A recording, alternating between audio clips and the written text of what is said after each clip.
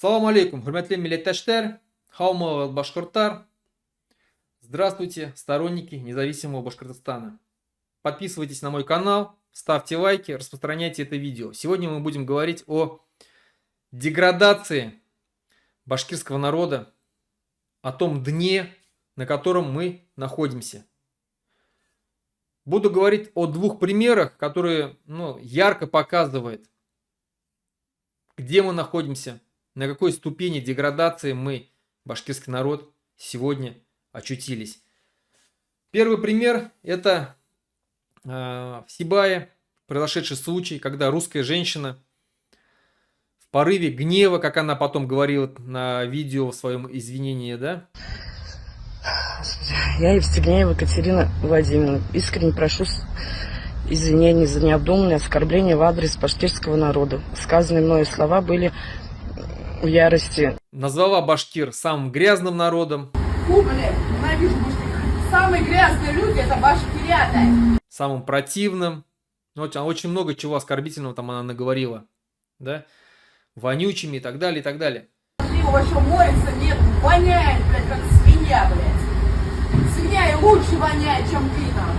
Женщина, которая живет в городе, в башкирском городе, где 60 с лишним процентов живут башкиры, где вокруг, в районе одни башкиры, вот эта женщина так говорит открыто, не стесняясь никого.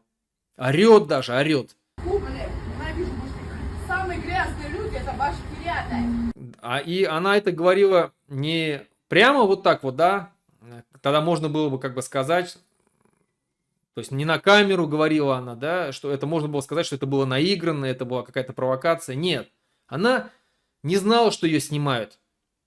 И она говорила это очевидно, от чистого сердца, она так думала, она так считала.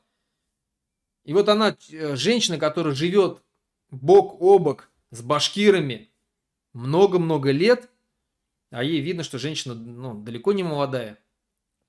Так говорить о башкирах, так отзываться о них, так оскорблять их, это значит, что у нее всегда это сидело внутри. Люблю, я тебе сказала, ясно? А меня почему написано? Ну ты наполовину, а те башкиряты. Ничего, какая разница? Смотри, на обезьяну. Вторая уже обезьяна, две обезьяны башкиряты. Что ли, нахуй так делает? Я вообще похую, я русская, не срать на башкирят. Недаром говорят, есть такая поговорка, да, восточная. Человек говорит правду в трех случаях. Когда он ребенок, когда он пьяный и когда он в ярости, в гневе. Тогда говорит человек правду.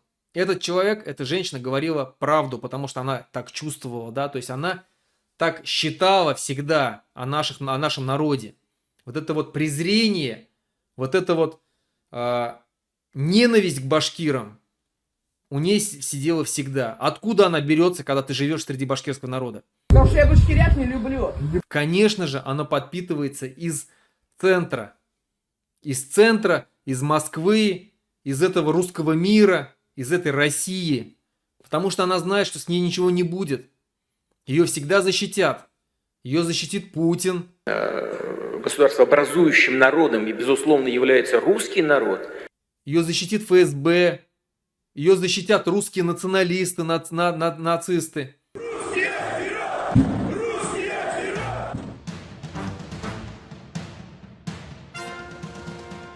Она это знает прекрасно. Она знала, что ее никогда не посадят за эти слова. Она же не Рамиля Саитова, да, которая задавала вопрос, откуда в Уфе столько армян. Вы из какой страны? Из страны? Да. Отсюда. Мы армяне. Вы армянки местные. А с каких пор у нас столько армян появилось? С каких пор у нас столько армян в Уфе? Свидание. А что вам не нравится, извините? И все, из-за этого посадили ее 3 года ей дали, да, первый срок. Она же не Фаиль Алсынов, который сказал про Карахалык, и 4 года ему дали. Карахалык өзінің үйіне, орыстар кете алар Рязанға, татарлар Татарстанға. Бір күздеп кете алмайды. Біздің басқа секте үйіміз жоқ. Она русская.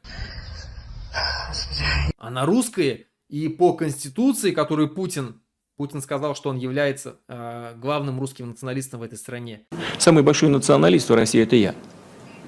Но самый большой, самый правильный национализм – это выстраивание действий и политики таким образом, чтобы это пошло на благо народа. Так и есть. Он в первую очередь блюдет интересы своего русского народа.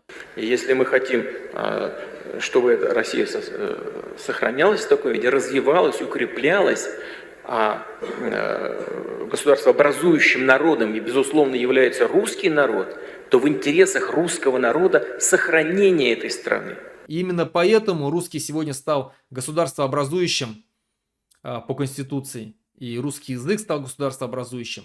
И именно поэтому все другие языки были унижены, снизведены до уровня плинтуса. И именно поэтому у национальных республик отняты все права. И в этой всей атмосфере русские чувствуют себя очень комфортно. Они прекрасно понимают, что они стоят на несколько ступеней выше по положению, по статусному положению, чем башкиры, чем татары, чем удмурты и другие народы. Они это прекрасно понимают. Они пользуются этим. Они говорят таким языком. Они видят, как русские общины везде, в каждом городе практически ходят и терроризируют узбеков, казахов, азербайджанцев и другие народы. Сегодня они терроризируют эти народы, завтра они будут терроризировать нас. И русские их поддерживают в этом. И посмотрите в комментариях, сколько шовинизма. Посмотрите в комментариях, когда написали про девушку в Санкт-Петербурге, которая родила первого ребенка, сколько там злости, сколько оскорблений вылилось на эту девушку. Вот, понаехали сюда узкоглазые, чурки, черные, заполонили. Вот он, русский мир. И второй случай. Это буквально вот на днях видео промелькнуло в интернете, где башкирская женщина, уже видно тоже в годах, в башкирском национальном костюме, то есть шүрелдюкма, да, вот одет. На голове бутылка водки, и вот она танцует. Танец башкирский. Есть такой знаменитый народный танец с самоваром. Центральная танцовщица танцует с самоваром на голове, а остальные в ансамбле, у них чашки чайные с блюдцем. И вот они, у них танец такой, знаменитый башкирский танец. И вот она, переиначивая этот танец, она поставила бутылку водки к себе на голову и в национальном костюме танцует.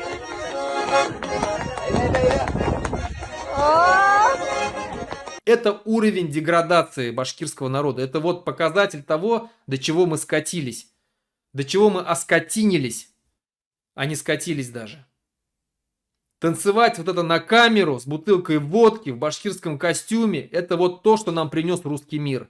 Это вот эта женщина, продукт, советский продукт, воспитанная советской системой в мире и дружбе народов, как они все считают. Вот это вот, я уверен, что, скорее всего, что она еще является поклонницей Ильдара Юмагулова, который говорит о величии дружбе народов, о Великом Советском Союзе, как нам было хорошо всем. Вот это та культура, которую нам, башкирам, принес этот русский мир. Вот этот советский совок, когда научил всех пить, материться, выставлять нашу культуру вот в таком позорном виде. Вот, башкиртар, посмотрите, где мы находимся, да? Что мы сейчас видим, что происходит с нашим народом. Еще 100 лет назад Харбер башкорт башкортса сөйлешті. Сегодня уже практически даже не 1/3. 1/3, я всегда говорю, что 1/3 башкир не считает башкирский язык своим родным языком. Это данные были за 2015 год. В башкирских школах уже не изучают предметы на башкирском языке. Когда отменили обязательное изучение башкирского языка, 5 часов в неделю учили раньше, сейчас остался 1 час. когда многих учителей башкирского языка уволили, когда закрылись факультеты, сократились факультеты преподавателей башкирского языка в институтах, когда сократилось огромное количество часов на БСТ башкирских и татарских часов, да, когда нам показывали какие-то передачи на башкирском, на татарских языках. Нету сейчас практически. 15% осталось контента башкирского на БСТ. Вот к чему мы пришли. Дальше будет только хуже, потому что, ну, тоже та же самая власть сейчас. То же самое правительство. Ничего не меняется, становится только хуже. Страна воюет, на нее наложены санкции. Башкортостан занимает первое место по количеству погибших. Какой просвет? Где будущее хорошее? Что нас ждет? Деградация дальнейшая. Умирание, вымирание, ассимиляция. Вот что нас ждет. Это будет происходить до тех пор, пока мы не осознаем, до чего мы скатились.